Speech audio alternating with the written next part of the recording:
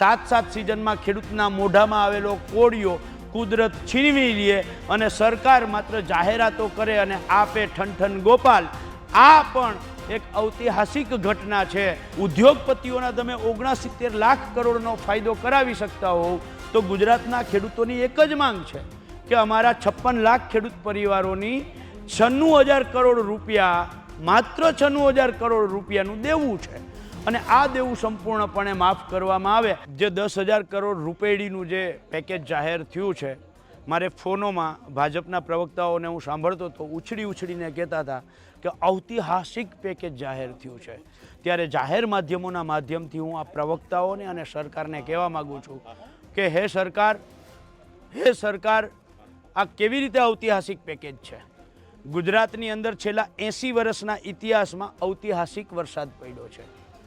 ગુજરાત અને ભારતમાં છેલ્લા 11 વર્ષથી જ્યારથી તમારી આ ડબલ એન્જિનની સરકાર બેઠી છે ત્યારથી ખેડૂતના જે ખેત પેદાશના ભાવ હતા એ ખેત પેદાશના ભાવ ઐતિહાસિક સપાટીએ નીચે ગયા છે।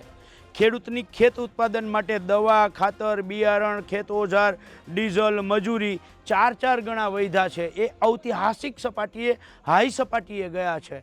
તમે આખા ભારતની અંદર પાક વીમા યોજના ચાલુ રાખો અને ગુજરાતમાં પાક વીમા યોજના બંધ કરો। આ પણ એક ઐતિહાસિક ઘટના છે। ગુજરાતની અંદર છેલ્લી 7 સિઝન કમોસમી વરસાદ, અતિવૃષ્ટિ, વાવાઝોડાનો માર ખેડૂત સહન કરે। 7 સિઝનમાં ખેડૂતના મોઢામાં આવેલો કોળિયો કુદરત છીનવી લે અને સરકાર માત્ર જાહેરાતો કરે અને આપે ઠનઠન ગોપાલ। આ પણ એક ઐતિહાસિક ઘટના છે અને ઐતિહાસિક ઘટનાની વચ્ચે એક બીજી ઐતિહાસિક ઘટના કહેવા માગું છું કે આ ગયા 11 વર્ષની અંદર નરેન્દ્ર મોદી સરકારમાં જે રીતે ઉદ્યોગપતિઓના 25 લાખ કરોડ રૂપિયા માફ કર્યા અથવા તો રાઇટ ઓફ કર્યા, એટલું જ નહીં, 11 વર્ષની અંદર કોર્પોરેટ ટેક્સ જે 30% હતો એ ઘટાડી અને 22% એટલે કે 8% કોર્પોરેટ ટેક્સ ઘટાડ્યો। એના કારણે દર વર્ષે 4 લાખ કરોડ રૂપિયા જે ઉદ્યોગપતિઓ પાસેથી ટેક્સ આવતો હતો, આ ટેક્સ તમે ઘટાડ્યો અને 11 વર્ષનો હિસાબ કરો 4 લાખ કરોડ હિસાબે તો 44 લાખ કરોડ રૂપિયા પરોક્ષ રીતે તમે ઉદ્યોગપતિઓને સહાય કરી, જતા કર્યા। આ પણ એક ઐતિહાસિક ઘટના છે।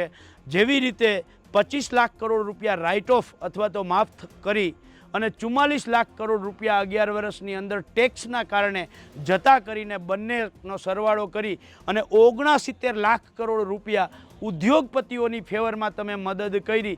આ પણ એક ઐતિહાસિક ઘટના છે। એટલે આ ગુજરાતનો ખેડૂત દેવા માફીની માંગ શું કામ કરે છે?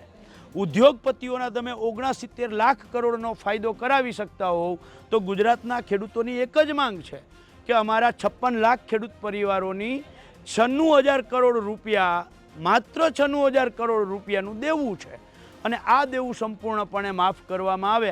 આ એક જ માંગ હતી। ગઈકાલથી સોમનાથથી જ્યારથી હું યાત્રા લઈને નીકળ્યો છું ત્યારથી ખેડૂતોનો એક જ સૂર છે, કાં તો ખેડૂતોનું દેવું માફ, નહીતર ભાજપ સાફ। અને આ વાત જો સરકાર સાનમાં સમજી જાય, ખેડૂતો જે માંગે છે એમાં સરકાર સમજી જાય તો સારું છે। જય જવાન, જય કિસાન।